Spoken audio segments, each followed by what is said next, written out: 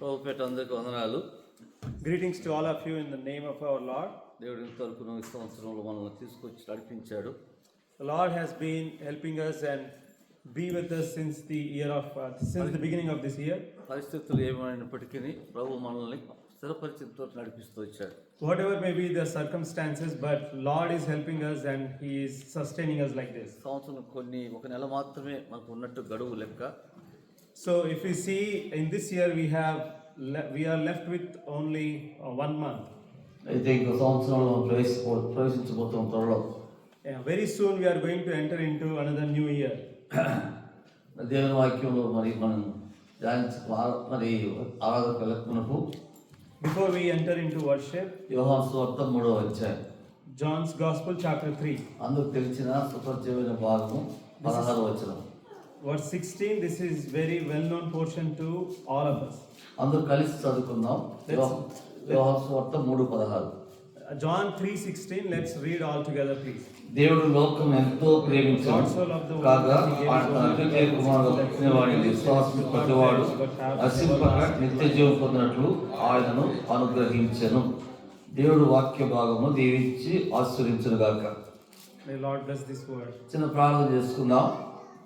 వ్యవసాయం కొరకు ప్రేమైన పరిశుద్ధుడైన తండ్రి, నమ్మదగిన దేవ, ఘనమైన దేవ, పూజనీయుడైన దేవ, కీర్తనీయుడు అయిన తండ్రి, సకల ఆశీర్వచన పాత్రుడు అయిన మా దేవుడు, మహాగురుడు, ఘనత వహించిన దేవుడు, ఘనత మహిమ ప్రభావం పొందిన అర్హుడు అయిన దేవుడు, అందును బట్టి స్తుతిస్తున్నాం తండ్రి. నువ్వు నిత్య జీవం కలిగిన దేవుడు, అందును బట్టి మీకు వందనాలు చెల్లించుకుంటూ వస్తుంటున్నాం.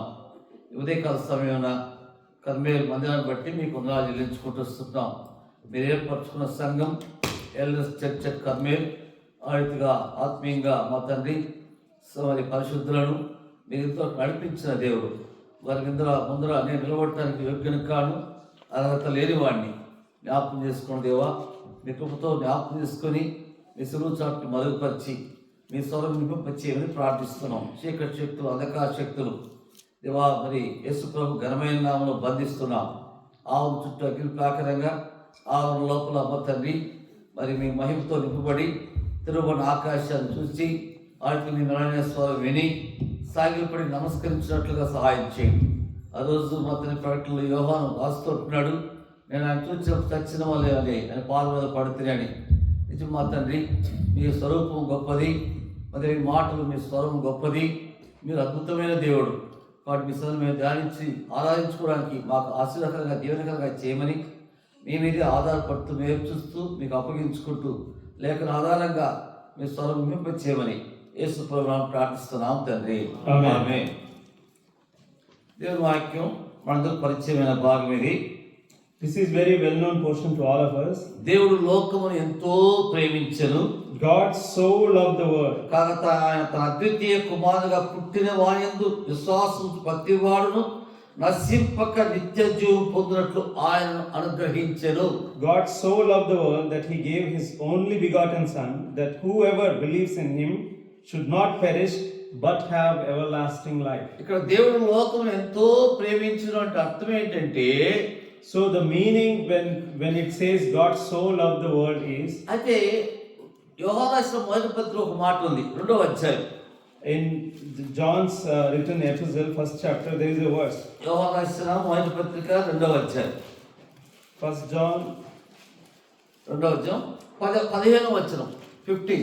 Chapter 2 verse 15. ఈ లోకము వాటిని ప్రేమింపకుడి, ఎవరైనను లోకం ప్రేమించిన తండ్రి ప్రేమ వానిలో ఉండదు.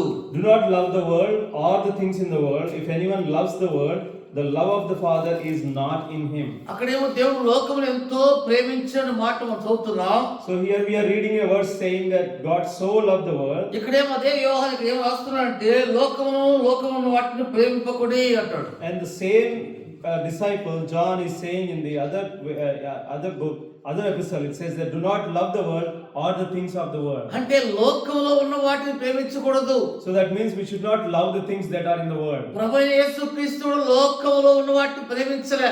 Even the Lord Jesus Christ did not love the things of the world. లోకంలో ఆయన కలుగు చేసిన సృష్టిని ప్రేమించలేదు, He did not love the things that He created in the world. వాటిని గణపరచలేదు. He did not honor them. సృష్టి అంటే అన్ని ఆయన కలుగు చేసినవన్నీ సృష్టి. See, when it says creation, everything whatever He has created, it is creation. ఆయన దేని కొరకైతే ప్రయాసపడ్డాడు, ఎవరినైతే చేయాలనుకున్నాడు, తన స్వరూపంలో ఉన్న వ్యక్తిని ప్రేమించాడు ఆయన. So He saved a person who was born in His own image. వారు దేవునితో సహవాసం చేస్తున్నప్పుడు ఆ యొక్క ఏదైనా తోటలో దేవుడు ఎంతో సంతోషించేవాడుగా ఉంటున్నాడు. We see that Lord was so much pleased when He was having fellowship in the Garden of Eden. ఆదాముతో ఆ యొక్క సృష్టి యావత్తులో ఉన్నటువంటి ఆ యొక్క జంతువులన్నిటికీ పేర్లు పెడుతుంటే దేవుడు ఎంతో సంతోషించాడు. And Lord was very much pleased when Adam was giving names to each and every animal in the garden. ఆదాముకు మరి శస్త్రచికిత్స చేసి ఆ రీతిగా ఆయనలో నుండి అవన్నీ తీసుకొచ్చినప్పుడు దేవుడు ఎంతో సంతోషించాడు. So even Lord was very much pleased when God brought Eve from Adam. ఆదాము అవ్వలు కలిసి జంటగా ఉన్నప్పుడు చూసి ఎంతో దేవుడు సంతోషించాడు. And Lord was very much pleased when He saw Adam and Eve as a pair. ఆదాము అవ్వలు ఏదైనా తోటలో దేవుడు స్వరం వింటున్నప్పుడు సంతోషించాడు. And Lord was very much pleased when Adam and Eve were listening to His voice. అక్కడ సృష్టిని ఎక్కడ ఏది ప్రేమించినట్టు కనబరచలేదు అక్కడ ఆయన. So here we don't see that He has loved any of the things that of the world. వాటి కొరకు ప్రయాసపడినట్టు కూడా కనబడలేదు. We don't see that He is striving to save any of such things. కలుగును కాకంటే కలిగినాయి. And the word of says that let be, and things came into existence. అలాగ మానవుడు చేయలేదు. But He didn't create the man in the same way. తను ప్రయాసపడ్డాడు. He worked hard. మన్ను తీసుకున్నాడు. He took the mud. నీటి ఆవిరితో తడిపాడు. And he poured the vapor on the mud. ఆ మనిషిని తన రూపంలో కలిగేశాడు. And then He made a man in His own image. అంత మాత్రమే తన శస్త్రచికిత్స చేసి ఎముకను తీశాడు. And not only that, He has done an operation and He took a bone out of his man. ఆ ఎముక ద్వారా అవ్వను తయారు చేశాడు. And from that bone He has created Eve. అందుకొరకే ఆయన దేవుడు మానవుని ప్రేమించాడు. And that's the reason Lord has loved man. మనల్ని ప్రేమించడానికి కారణం ఏంటంటే దేవుడు ప్రయాసపడినందుకు.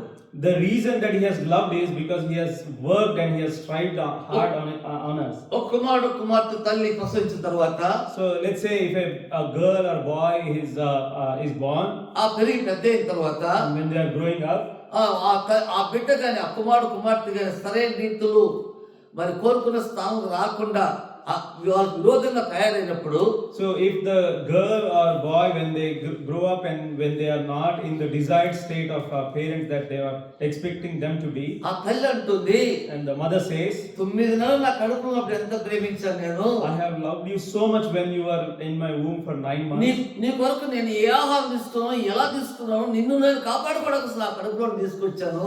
So I was eating all kinds of food to protect you in my womb. నిన్ను ఆడితే ప్రసవ వేదనతో ప్రసవించాను. And he says that she says that with pain I have delivered you. అయితే నేను ఇప్పుడు నాకు ఈ రీతిగా నడుచుకుంటున్నాను, నాకు ఎంతో అసహ్యం వేస్తుంది. And she might say that now the way of life you are living, it's very abominable to me. ఆ తల్లి ఎంతగా బాధపడుతుంది. And how much pain the mother might be going through. ఆ తండ్రి కూడా ఆ రీతిగా బాధపడేవాడు. ప్రసవ వేదన తన పడకపోయినా ఆ ప్రసవ వేదన హృదయంలో ఉంటుంది తండ్రికి.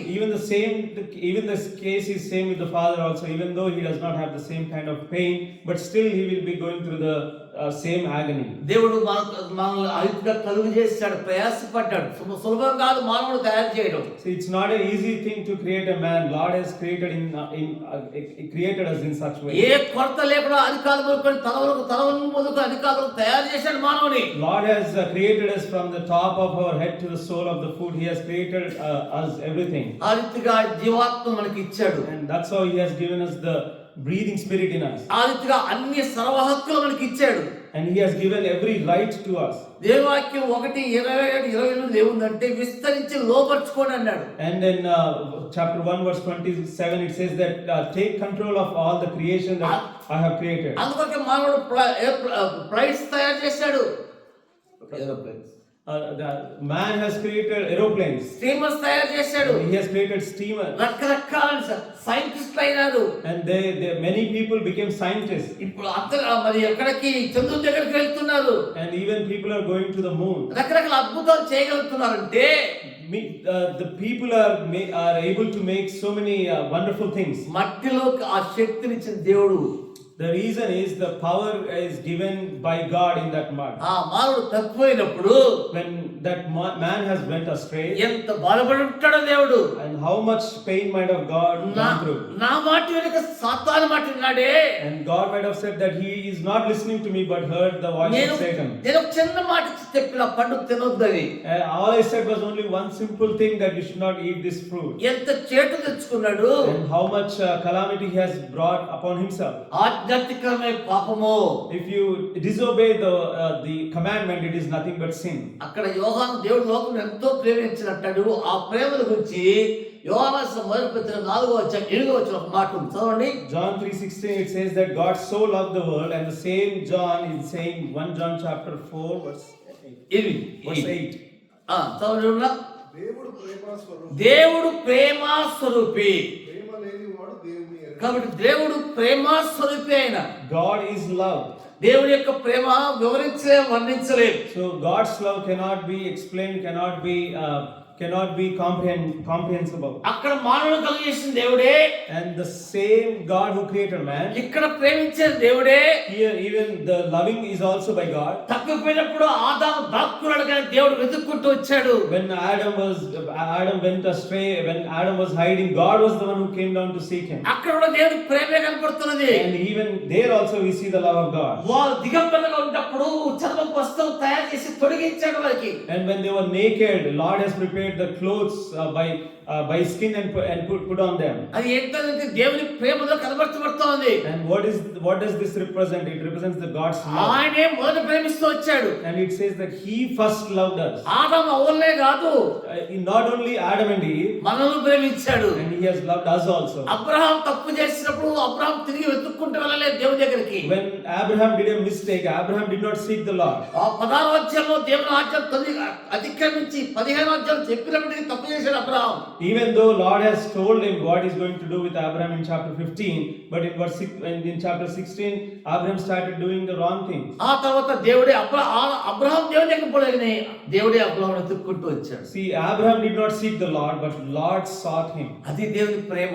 That is the love of O God. Abraham నా సన్నిధిలో నిర్ధారణ నడుచుకో, నేను సర్వశక్తి కలిగిన దేవుణ్ణి. And God says to Abraham, I am the Almighty God.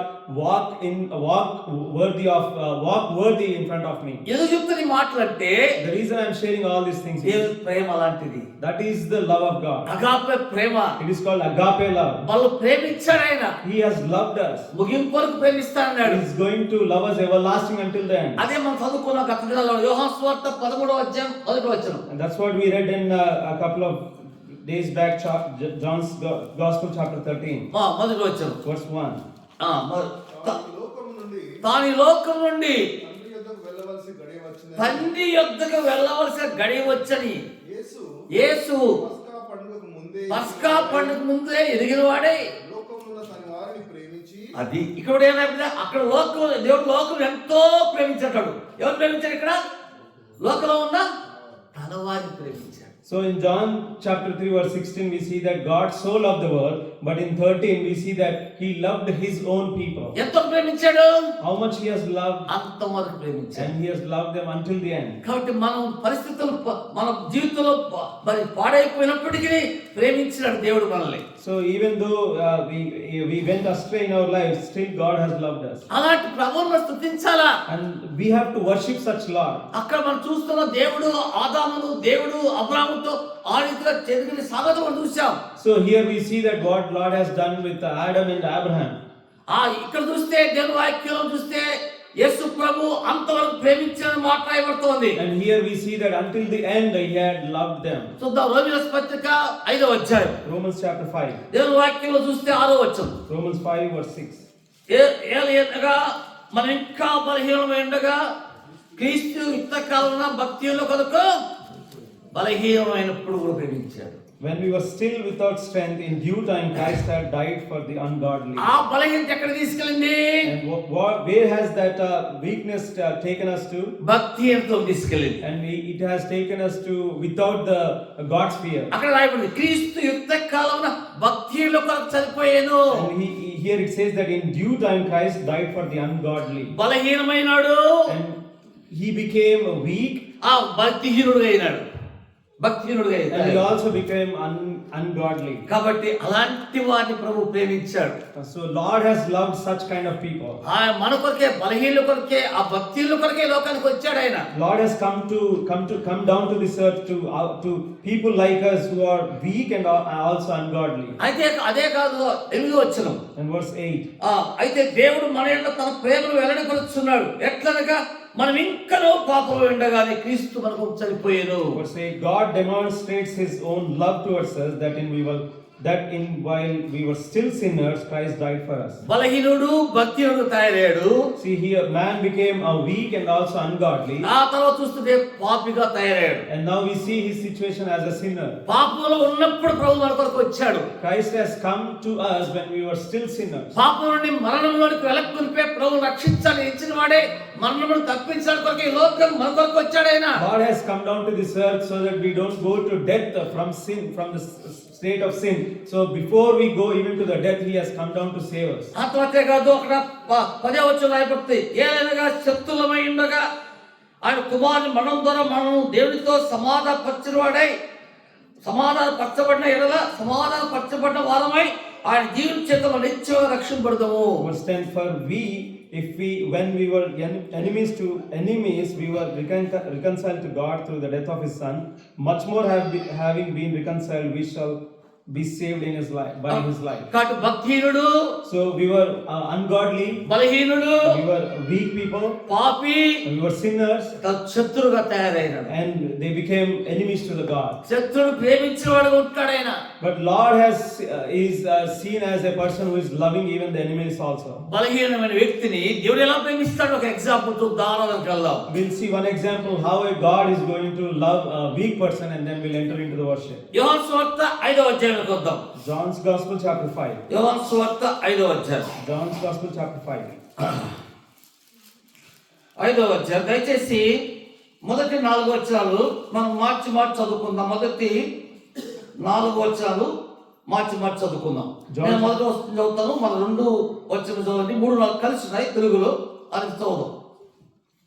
John chapter 5 will read first four verses alternatively. ఆ తర్వాత యూదుల పండుగ ఒకటి వచ్చింది కనుక యేసు యెరూషలేముకు వెళ్ళాను.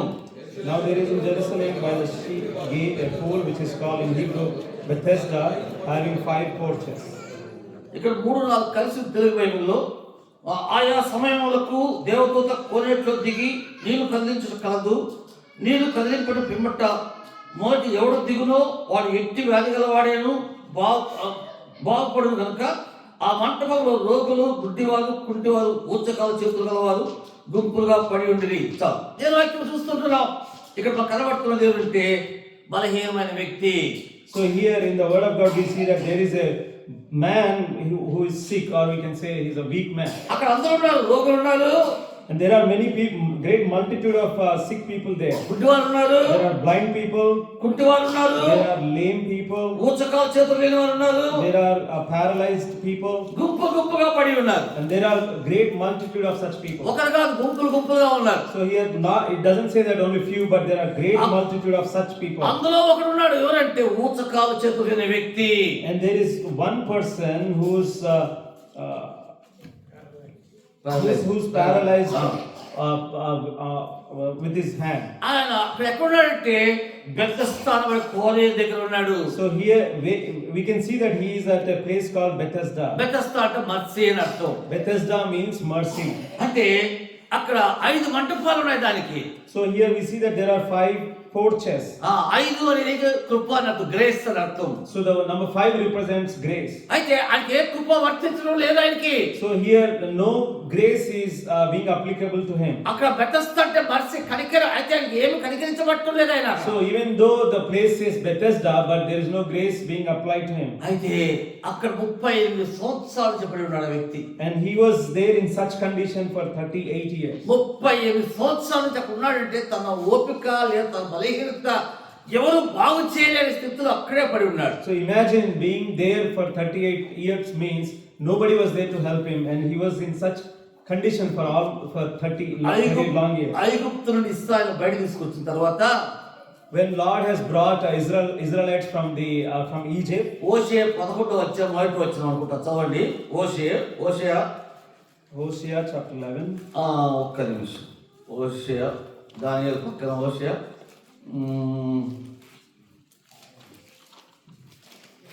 11వ అధ్యాయం మొదటి వచనం చదవండి. Hosea 11 chapter 11 verse 1. ఇశ్రాయేలు బాండయుడుగా ఆ, నేను అతని ఏళ్ల ప్రేమ కలిగి ఆ, ఆ కుమారుని ఐగుప్తు దేశంలో నుండి పిలిచి ఆ, నా కుమారుని ఐగుప్తు అని పిలిచితిని. So Israel was a child, I loved him, and out of Egypt I called my son. అంటే అక్కడ ఇశ్రాయేల్ ప్రజలు ఏమని పిలుస్తాడు అంటే కుమారులుగా ఇచ్చాడు చనిపోయిన దాసత్వంలో ఉన్న వారిని. So here the people who were living in the bondage in Egypt, God is calling them as my son. అక్కడి నుండి పిలిచితిని.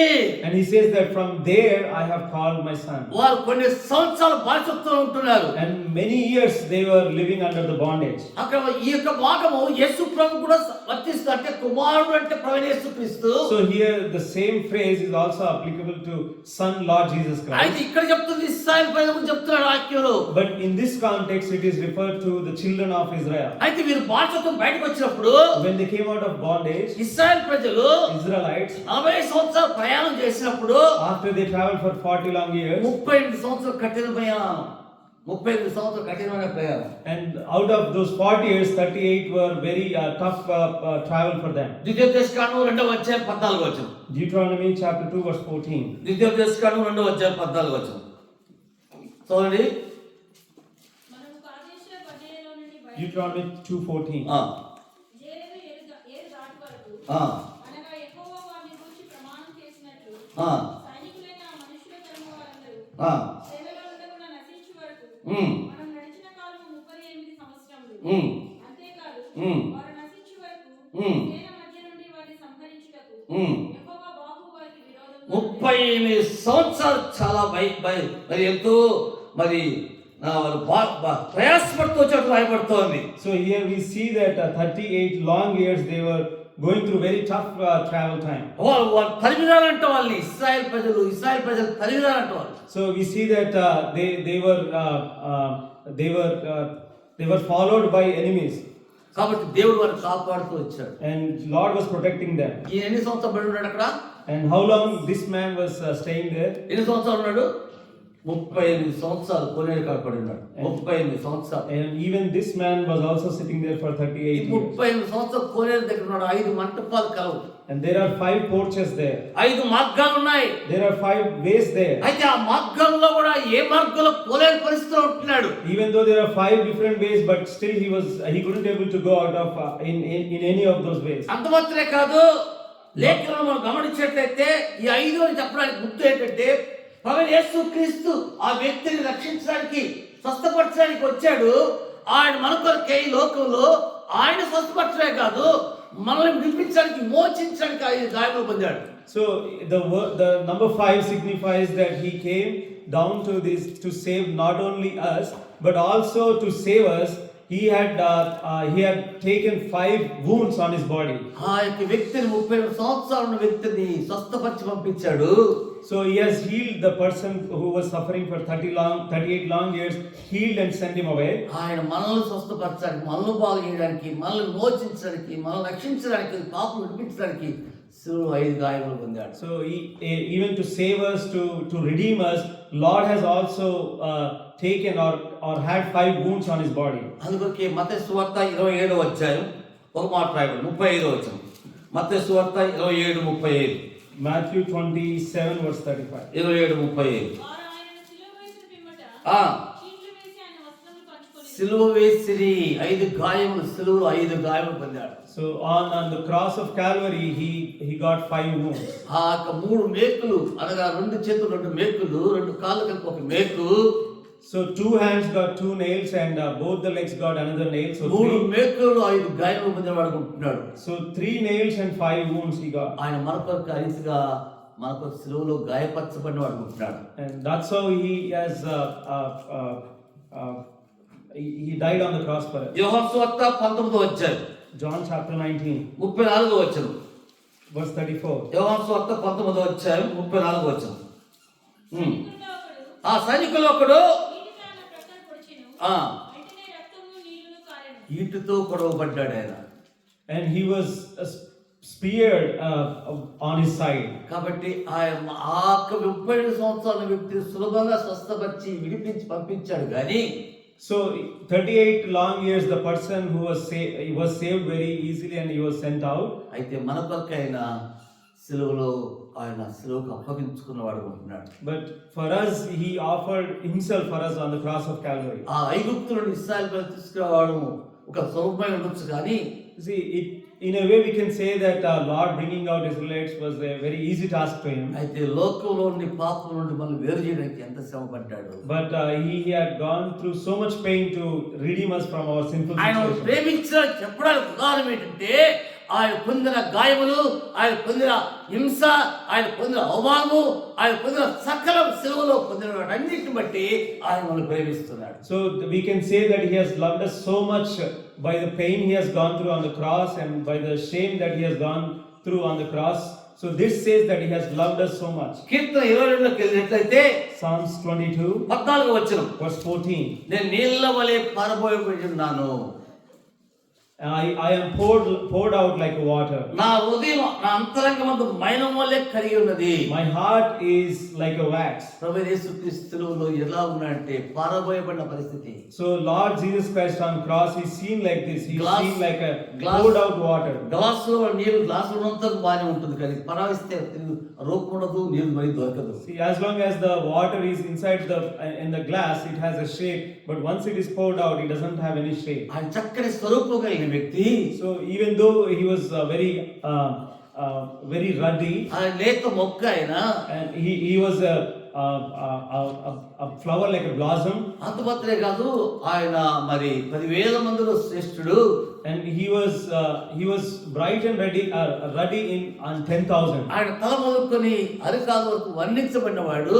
And from the top of his head and up to the sole of his foot, he was honored and